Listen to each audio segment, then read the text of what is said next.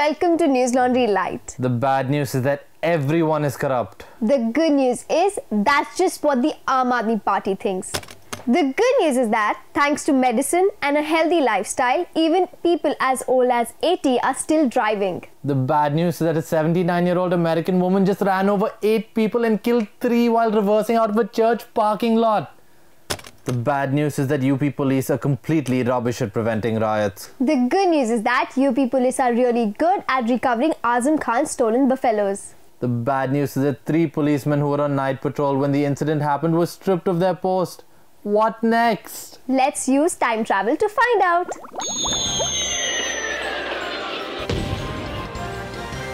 Hello and welcome to TNT, where we bring you tomorrow's news today. All of Uttar Pradesh breathed a sigh of relief recently when Azam Khan's buffaloes were recovered thanks to the timely efforts of 5 teams of police with the help of sniffer dogs. But there wasn't to be a happy ending for everybody, as Azam Khan had 3 policemen who were on night patrol at the time of the theft stripped of their post. This abuse of power has led many to ask, what would Azam Khan do next in this saga? And today that question was answered when Azam Khan ordered that the sniffer dogs who aided in the recovery of his buffaloes be promoted to the position that the 3 policemen formerly occupied. Animal rights groups have hailed the UP minister for his progressive thinking, and the latest reports say that the newly promoted sniffer dogs are getting all the bitches. I guess every dog has its day, huh? Yes.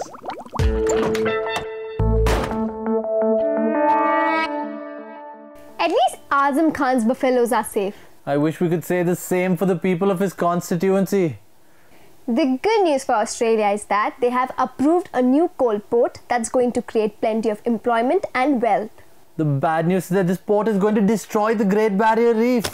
The good news is that a new smartphone game may help researchers find a cure for cancer. The bad news is that cases of cancer are projected to almost double in the next 20 years. It really doesn't seem like the time for games. The good news is that China intends to implement a nationwide ban on smoking in public by the end of the year. That should help, right?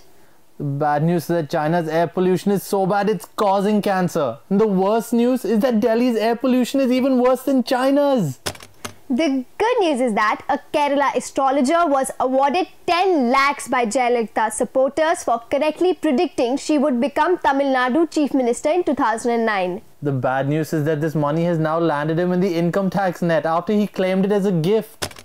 The bad news is that an Arunachali youth was killed in Delhi last week, with some calling it a racist attack. But he's Indian. The bad news is that a lot of people don't see it that way. A lot of people don't even know where Arunachal Pradesh is. So this week we took to the streets of the capital to find out what people know about the 7 sisters. I'm here with My name is Luca. Rahul and Raj, Harsh, Shimona. Saurav, Mashunya, Pranamika. Vibhu, Angana. Prachi. Preeti. Vishakana. Pooja. Where are you from? I'm from USA, California, San Francisco. I'm a Naga. We're from Northeast, Assam. I'm from Madhya Pradesh. Do you know the 7 sisters? Yeah, more or less. The northeastern states? No, I'm afraid not. Yeah? I've heard of them, yes. No. The 7 dwarves? I don't. Yeah, 7 dwarfs, yeah, but then not the sisters and all that. I don't know. Could you name all 7?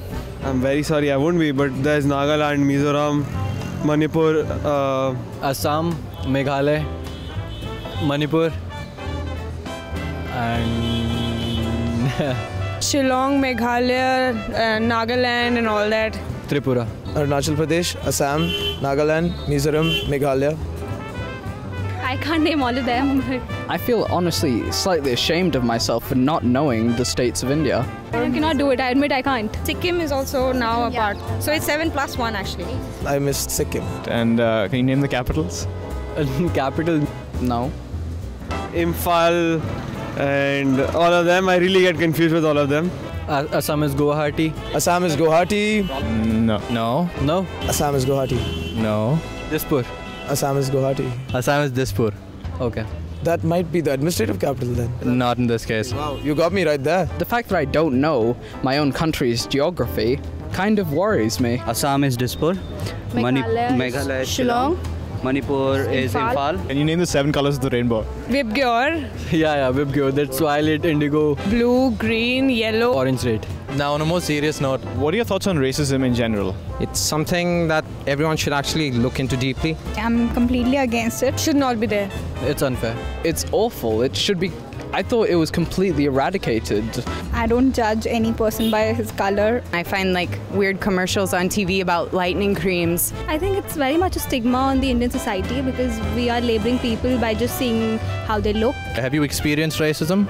Not actually. I haven't seen much of racism. The same here. I've never seen. I have. I've experienced racism in different ways. Indians being racist to Indians, Indians being racist to the white girl. Especially from our college also. There are people who come from the northeast, but then people do not see them in a very good light. Do you think most Indians are racist towards people from the northeast of India? Well, sometimes. Absolutely, totally. I do not think that India is a very racist country. People do use this word chinky a lot. I feel it's just kind of shocking and it's surprising why they do that. Usually make fun of them, calling them chinkis, calling them Nepalis, calling them some other names. I've heard many people saying or calling them chinkies. What about the term chinky? Do you find that a racist term? Yeah, it is. Sorry, I really do. That's a horrifically racist term. Oh yeah, most definitely it is. Of course, yeah. We don't know much about them. We just, we see small-eyed people going on and we go, chinky and all that. I know that's funny, but yes, we do that. They think it's a good or hilarious joke calling North Indians chinkis. I don't understand why they would use it. They were born in India and raised in India. They consider themselves Indian, so why are you treating them differently? Actually, we should not call them that. Sorry. If you think that way, then chinkis, and if you go towards south, then Mallu will also be a racist term. People from Nagaland or Arunachal, if they have small eyes, you're just known as a chinky. They have those chinky eyes. What does chinky actually mean? Chinkis are basically the Chinese. Have you ever heard of anyone calling a Chinese chinky? It's only to the people from Northeast. They used to say, no, chinky, what do you call that?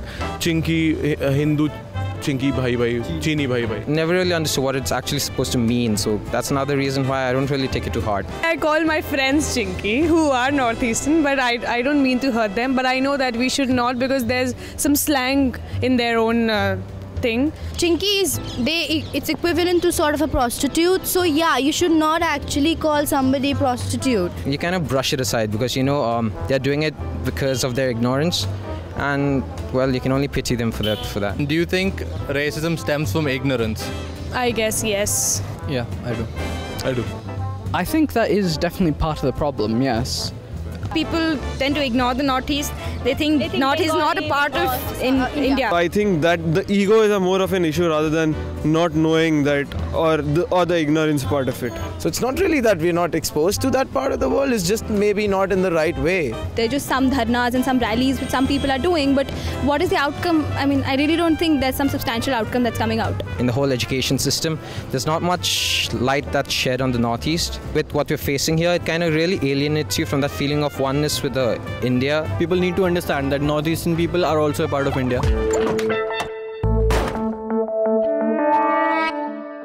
That should definitely not become our tourism video. That's all the time we have this week. Hit like, subscribe and share. And tune in next week for more.